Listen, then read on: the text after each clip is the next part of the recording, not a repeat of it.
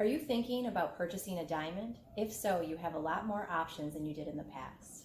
Hi, I'm Courtney from State Jewelers, and I'm here today to talk about lab-created diamonds versus mine diamonds. Diamonds have been the traditional choice for engagement rings for hundreds of years. Diamonds are beautiful, sparkly, and extremely durable, which makes them a great choice for engagement rings. Diamonds are formed in the earth under intense heat and pressure over billions of years. Each one is unique, and in fact, only a small percentage of the diamonds that are mined make it to jewelry and are of gem quality. This makes mined diamonds extremely rare and valuable. Lab-created diamonds are man-made in a controlled environment that mimics what happens in nature. Lab-created diamonds are chemically, optically, and physically identical to mined diamonds. In fact, if you hold them side by side, it would be virtually impossible to tell the difference. Here are two diamonds. One is lab-created and one is mined.